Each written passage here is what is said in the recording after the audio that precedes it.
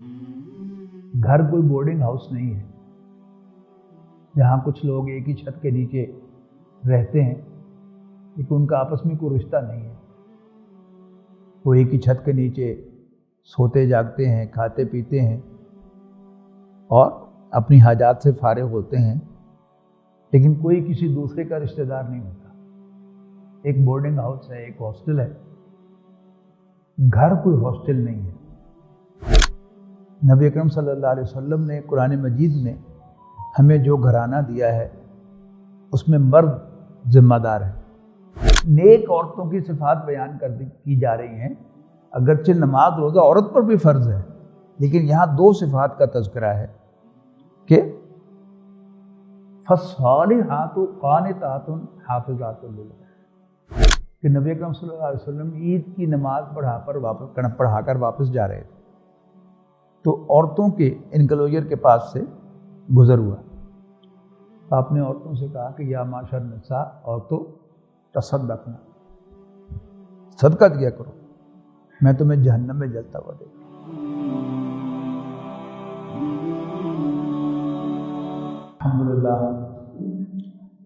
الحمدللہ نحمدہ ونستعینہ ونستغفرہ ونؤمن بہ ونتوکل علیہ ونعوذ باللہ من شرور انفسنا ومن سیئات اعمالنا، من یہدہ اللہ فلا مضل لہ ومن یضلل فلا ہادی لہ، ونشہد ان لا الہ الا اللہ وحدہ لا شریک لہ، ونشہد ان سیدنا محمدا عبدہ ورسولہ، ارسلہ بالہدی ودین الحق لیظہرہ علی الدین کلہ وکفی باللہ شہیدا، فصلی اللہ علیہ وسلم تسلیما کثیرا کثیرا. اما بعد فاعوذ باللہ من الشیطان الرجیم، بسم اللہ الرحمن الرحیم. یا ایھا الذین آمنوا اتقوا اللہ حق تقاتہ ولا تموتن الا وانتم مسلمون. وقال عز وجل یا ایھا الذین آمنوا ان من ازواجکم واولادکم عدوا لکم فاحذروہم وَإِن تَعْفُوا وَتَصْفَحُوا وَتَغْفِرُوا فَإِنَّ اللَّهَ غَفُورٌ رَحِيمٌ. قال النبی صلی اللہ علیہ وسلم النکاح من سنتی وقال من رغب عن سنتی فلیس منی. محترم بزرگوں، دوستوں اور بھائیوں، نبی اکرم صلی اللہ علیہ وسلم کا یہ معمول تھا کہ جب بھی لوگ جمع ہوتے تھے تو آپ موقع و محل کے مطابق قرآن مجید کی آیات تلاوت کر کے انہیں وعظ و نصیحت فرمایا کرتے تھے. نکاح کے موقع پر نبی اکرم صلی اللہ علیہ وسلم کی یہی وعظ و نصیحت خطبہ نکاح ہے. کیونکہ آج عزیزم عبد المعید کا نکاح ہے اور اسی کے لیے میں نے آپ حضرات کے سامنے مسنون خطبہ پڑھا ہے. ایک آیت وہ پڑھی ہے جو نبی اکرم صلی اللہ علیہ وسلم پڑھا کرتے تھے، اور ایک آیت میں نے سورہ تغابن کی آج کی اس محفل کی مناسبت سے آپ کے سامنے تلاوت کی ہے. نبی اکرم صلی اللہ علیہ وسلم کی سلیکشن ظاہر ہے بہترین سلیکشن ہے.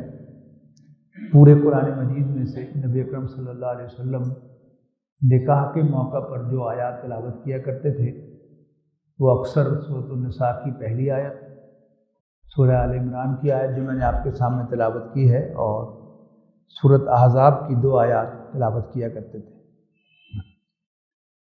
دلچسپ بات یہ ہے، ہمارے لیے ایک حیرانی کی بات ہے کہ ہمارے خیال کے مطابق شادی بیاہ خوشی کا موقع ہے اور یہاں پر ڈرنے ڈرانے کی باتیں اور موت کی باتیں نہیں ہونی چاہیے. لیکن کون سی بات کہاں اور کب کرنے کی ہے شاید نبی اکرم صلی اللہ علیہ وسلم سے بڑھ کر کسی اور کو پتہ نہیں ہے. تو نبی اکرم صلی اللہ علیہ وسلم کی سلیکشن میں جو آیات آئی ہیں ان سب میں اللہ سے ڈرنے کا حکم ہے. 4 مرتبہ نبی اکرم صلی اللہ علیہ وسلم نکاح کے موقع پر اتقو اتقو اتقو فرمایا کرتے تھے، یا ایھا الناس اتقوا ربکم، لوگوں اپنے رب سے ڈرو، یا ایھا الذین آمنوا اتقوا اللہ، اے ایمان والو اللہ سے ڈرو، اے ایمان والو اللہ سے ڈرو۔ اس کی وجہ سمجھ میں آتی ہے کہ ہمارے دین میں گھر کوئی بورڈنگ ہاؤس نہیں ہے جہاں کچھ لوگ ایک ہی چھت کے نیچے رہتے ہیں لیکن ان کا آپس میں کوئی رشتہ نہیں ہے۔ وہ ایک ہی چھت کے نیچے سوتے جاگتے ہیں، کھاتے پیتے ہیں اور اپنی حاجات سے فارغ ہوتے ہیں، لیکن کوئی کسی دوسرے کا رشتہ دار نہیں ہوتا۔ ایک بورڈنگ ہاؤس ہے، ایک ہاسٹل ہے، گھر کوئی ہاسٹل نہیں ہے۔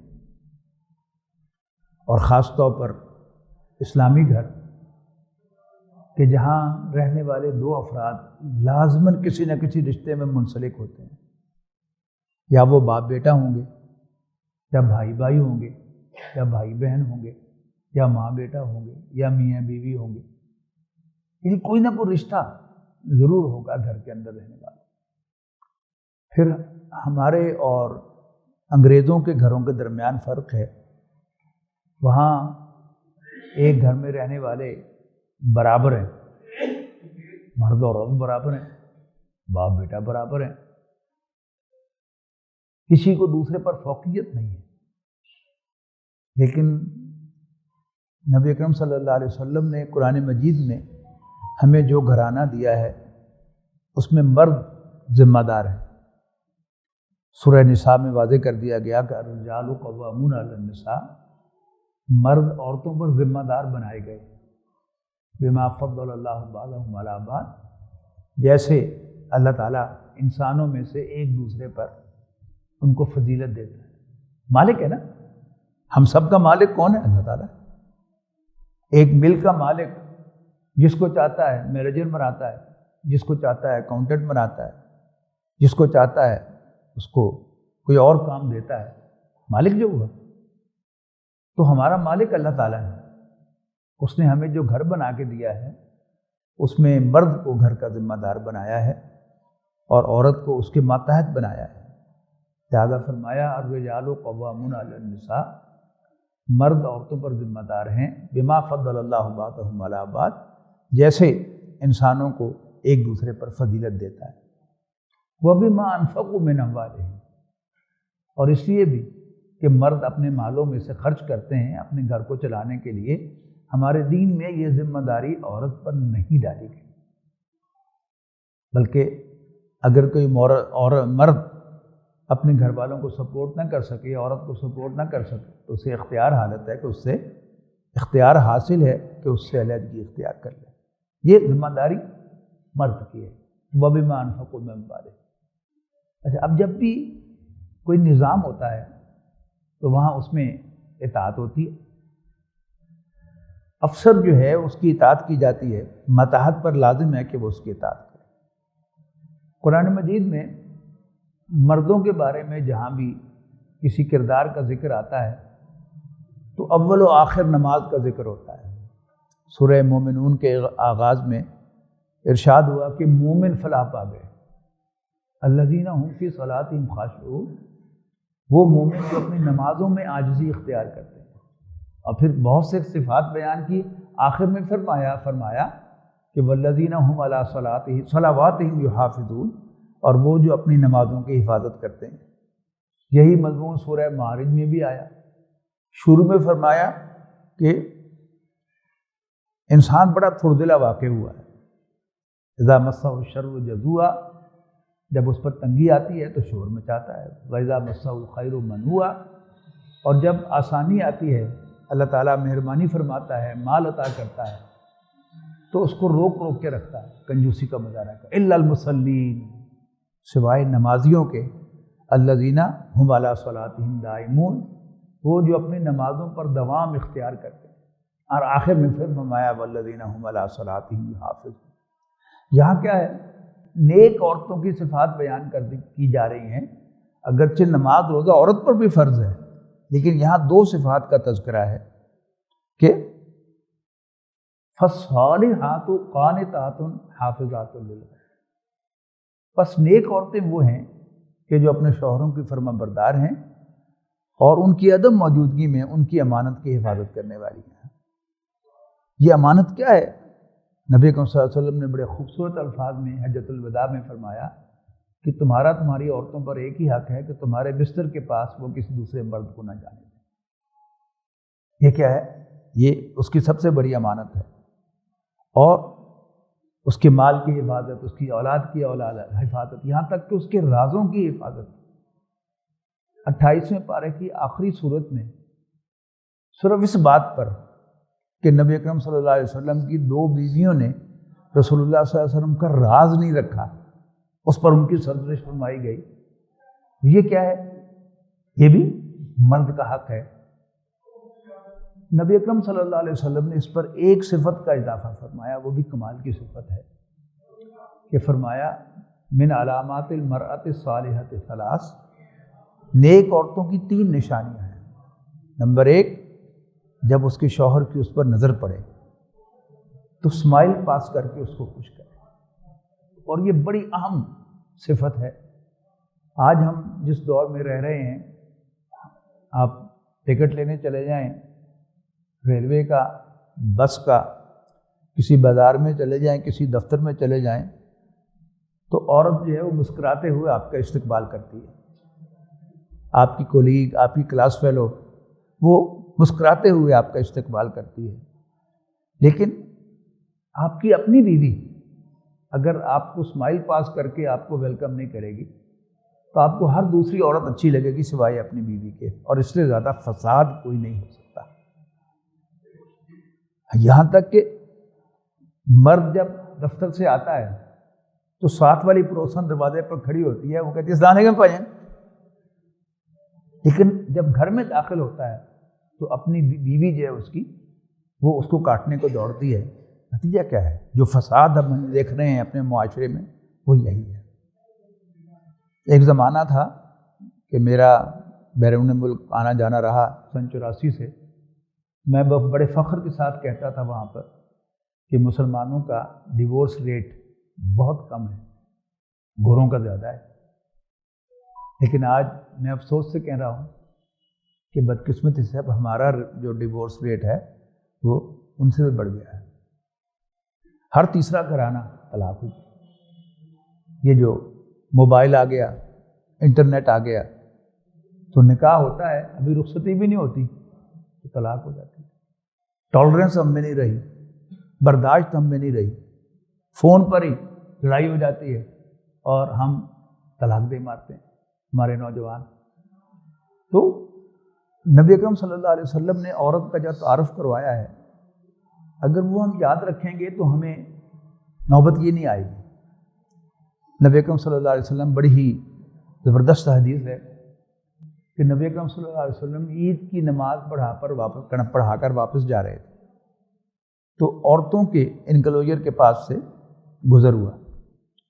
آپ نے عورتوں سے کہا کہ یا معاشر النساء، عورتوں تصدقنا، صدقہ دیا کرو، میں تمہیں جہنم میں جلتا ہوا دیکھ رہا ہوں۔ عورتوں نے حیران ہو کر پوچھا کہ اللہ کے رسول وہ کیوں صلی اللہ علیہ وسلم؟ تو آپ نے فرمایا تکثرن اللعنہ، تم بہت زیادہ لعن طعن کرتی ہو، یعنی زبان دراز ہو، وتکفرن العشیرہ، اور شوہروں کی ناشکریاں ہو۔ یہ 2 صفتیں جو ہیں یہ بچوں کے حوالے سے سمجھی جا سکتی ہیں۔ بچہ اگر بگڑ جائے اور زبان کھول لے تو کچھ بھی کہہ سکتا ہے، بگڑ جو گیا، بالکل ایسے ہی ہے عورت بھی، بگڑ جائے اور زبان کھول لے، گھنٹوں بول سکتی ہے، آپ خود ہی چلے جائیں نکل کے باہر تو عافیت ہے، ورنہ پھر آپ کو بھی غصہ آ جائے گا۔ اور دوسرا فرمایا تکفرن العشیرہ، اپنے شوہروں کی ناشکریاں ہوں۔ یہ بھی آپ بچے کے حوالے سے سمجھیں، آپ اپنے بچے کو بہترین کھلائیں، بہترین رہائش دیں، بہترین اسکول میں پڑھائیں، بہترین ٹیوٹر مہنگا رکھ کے دیں، ساری دنیا کی سیر کرائیں، مہنگے سے مہنگا کھلونا لا کر دیں۔ کوئی اس سے پوچھے کہ بھائی تیرے ماں پہ تو بڑے چنگے، اتنی بڑی لسٹ دے دے گا، ان میں لے کیا کیا ہے۔ اور اسی طرح عورت ہے، یعنی آپ کی عورت کے ساتھ 30 سال 20 سال 35 سال بڑے اچھے گزرے، پھر کسی بات پر وہ آپ سے ناراض ہو جائے تو آپ کو ذہناً تیار رہنا چاہیے کہ وہ آپ سے کہہ دے کہ میں نے 35 سال تیرے گھر میں کچھ سکھ نہیں دیا، یا یہ کہہ دے کہ میں ہی ہوں جو یہاں بیٹھی ہوں، اور کوئی ہوتی تو کب سے جا چکی ہوتی۔ تو یہ کیا ہے؟ یہ عورت کا کم ظرفی ہے۔ اگر یہ مرد کو یاد رہے گا کہ عورت یہ ہے، اس نے زبان درازی بھی کرنی ہے اور اس نے ناشکری بھی کرنی ہے، تو کبھی اس کو پریشانی نہیں ہوگی، غصہ آئے گا ہی نہیں، بلکہ دل میں وہ کہے گا صدق رسول اللہ صلی اللہ علیہ وسلم، اللہ کے رسول نے سچ فرمایا تھا، جیسا فرمایا تھا بالکل ویسی ہے۔ لیکن اگر اسے یہ سبق یاد نہیں ہوگا، پھر اسے غصہ آنا بھی چاہیے، غصہ کہ اس نے اس کو کھلایا پلایا، اس کا دوا دارو کیا، وہ بیمار ہوئی تو راتوں کو اس کے ساتھ جاگا، حالانکہ اس نے صبح دفتر بھی جانا ہے، لیکن جب وہ پنجابی میں سے کہتے ہیں لا کے ہاتھ پڑھا دے تو غصہ تو آنا چاہیے تھا۔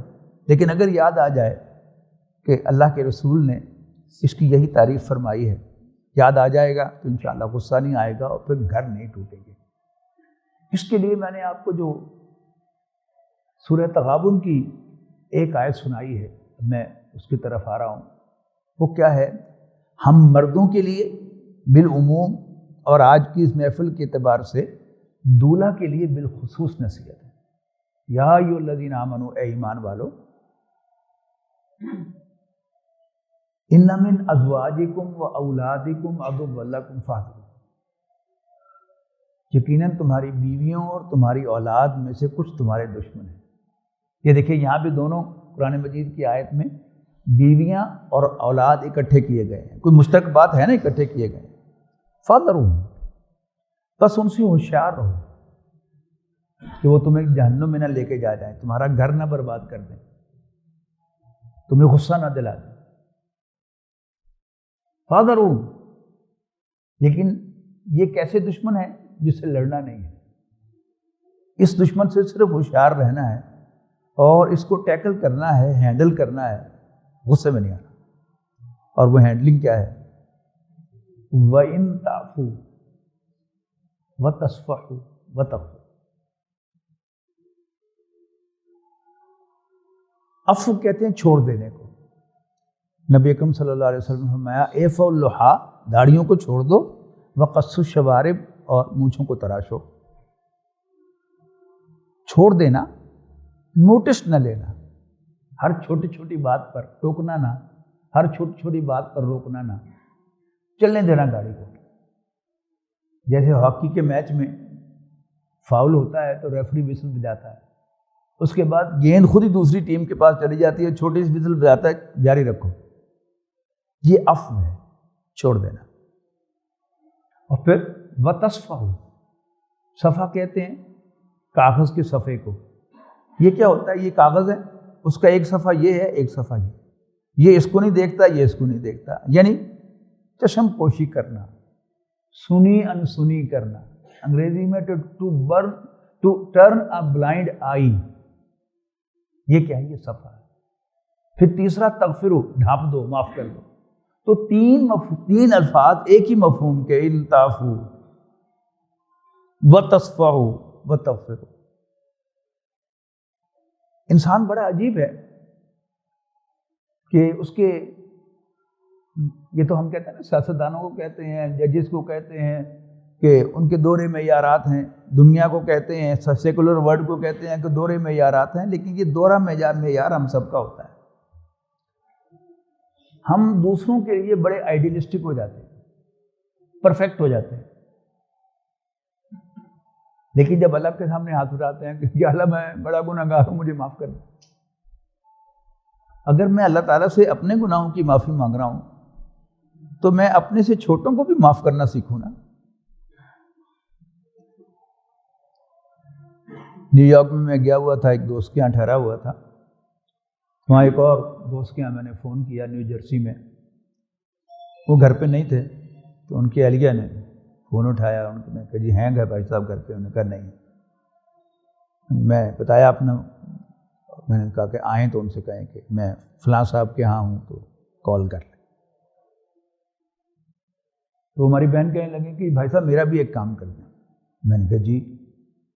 میں نے کہا آپ کے بھائی ڈانٹتے بہت ہیں. میں نے کہا جی میں بات کروں گا. میں ان سے بات کی تو کہتے اصل میں پرفیکشنسٹ ہوں. جب کام پرفیکٹ نہ ہو تو پھر مجھے غصہ آ جاتا ہے. یہ انسان کی بڑی غلط فہمی. نبی اکرم صلی اللہ علیہ وسلم پر نبوت بھی ختم ہو گئی, معصومیت بھی ختم ہو گئی, پرفیکشن بھی ختم ہو گئی. میں اپنے گریبان میں جھانکوں تو میں پرفیکٹ ہوں, آئیڈیل ہوں, مجھ میں نقائص نہیں, مجھ میں خامیاں نہیں, مجھ میں برائیاں نہیں, مجھ میں گناہ نہیں. تو مجھے دوسروں کے لیے بھی شفیق و مہربان ہونا چاہیے. اور اگر انسان اس ایک آیت پر عمل کر لے, اور خاتون جو ہے ایک مسلمان عورت نبی اکرم صلی اللہ علیہ وسلم کی بتائی ہوئی ان 3 باتوں پر عمل کرے, نیک عورت کی جو میں نے آپ کے سامنے بیان کی ہیں, کہ اذا نظر علیہا زوجہا ضحکت وسرتہ واذا امروہا اطاعت. ایک تو سنا دی تھی, دوسری بھول گیا تھا, اب یاد آئی کہ 3 نشانیاں ہیں نیک عورت کی. جب اس کے شوہر کی کوئی نظر پڑے تو اسمائل پاس کر کے اس کو خوش کرے, جب وہ کوئی حکم دے تو کہنا مانے, اور جب وہ اس کے پاس موجود نہ ہو تو اس کی حفاظت کرے, اس کی امانت کی. یہ قرآن مجید کے حوالے سے میں نے دونوں بتا دی تھی. آپ کا ایڈیشن میں نے پہلے بتا دیا, اب وہ کٹھی میں نے آپ کو سنا دی ہے. تو انشاءاللہ مجھے یقین ہے کہ آپ کا گھر جنت کا نقشہ پیش کرے گا. عزیزم محیط تو ابھی نئی زندگی میں داخل ہو رہا ہے, لیکن ہم سب بڑے جو زندگی کا ایک طویل حصہ گزار چکے ہیں, اگر آج سے بھی ہم عمل کرنا شروع کریں گے تو ہماری بچیاں, ہماری بہنیں جو پہلے سے شادی شدہ ہیں, اس حدیث پر آج سے عمل کرنا شروع کریں گے تو مجھے یقین ہے کہ انشاءاللہ ہمارے گھر جنت کا نقشہ پیش کریں گے. اب میں جی وہ فارمل نکاح جو ہے وہ کرنے لگا ہوں. نکاح سمپلی کیا ہے, ایک مرد اور ایک عورت کا 2 گواہوں کی موجودگی میں ایک دوسرے کو شوہر اور بیوی پر قبول کر لینے کے طور پہ قبول کر لینا, یہ کل نکاح ہے. یہ خطبہ نکاح جو کیا ہے میں نے, یہ بھی سنت ہے, کیونکہ ہمارے ہاں پردہ ہے, لہذا عورت مردوں کی محفل میں نہیں آتی, وہ اپنا کوئی وکیل مقرر کرتی ہے. دلہن کے والد محمد ثاقب والمشتاق علیہ دلہن کے وکیل ہیں, اور انہی کی اجازت سے. کون صاحب جی آپ ہیں؟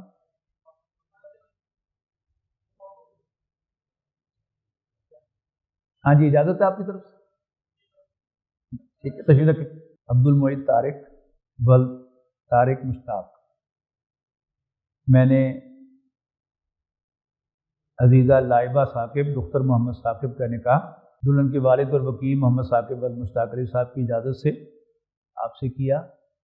50,000 روپیہ حق مہر کے عوض کے جو پورا کا پورا آپ ادا کر رہے ہیں. آپ نے قبول کیا؟ میں نے قبول. آپ سب نے سن لیا, نکاح مکمل ہو گیا. الحمدللہ رب العالمین والعاقبۃ للمتقین والصلاۃ والسلام علی رسول الکریم. ربنا اغفر لنا ذنوبنا وکفر عنا سیئاتنا وتوفنا مع الابرار. اللهم انا نسألك الهدى والتقى والعفاف والغنى. اللهم بارك لهما, اللهم بارك لهما, اللهم بارك لهما, اللهم حبب بينهما كما حببت بين عبدك ونبيك صلى الله عليه وسلم وسيدة خديجة الكبرى رضي الله تعالى عنها. اللهم ألف بين قلوبهما كما ألفت بين عبدك ونبيك سيدنا محمد صلی اللہ علیہ وسلم وسیدہ عائشہ رضی اللہ عنہ. یا اللہ اس نکاح کو دونوں خاندانوں کے درمیان بھی الفت و محبت کا ذریعہ بنا. یا اللہ ان دونوں کے درمیان بھی الفت و محبت پیدا فرما. یا اللہ ان دونوں کو اپنے احکام پر عمل کرنے اور اپنے پیغمبر صلی اللہ علیہ وسلم کی سنت پر عمل کرنے کی توفیق عطا فرما. یا اللہ انہیں ہر وہ کام کے جو تجھے اور تیرے پیغمبر صلی اللہ علیہ وسلم کو پسند ہے اختیار کرنے کی, اور ہر وہ کام جو تجھے اور تیرے پیغمبر کو پسند نہیں ہے صلی اللہ علیہ وسلم اجتناب کرنے کی توفیق عطا فرما. یا اللہ ہم سب کے گھروں میں برکتیں پیدا فرما, الفت و محبت پیدا فرما. یا اللہ امن اور سکون پیدا فرما. ربنا تقبل منا انک انت السمیع العلیم وتب علینا انک انت التواب الرحیم. وصلی اللہ تعالی علی رسول محمد وعلی آلہ وصحبہ اجمعین. مبارک ہو.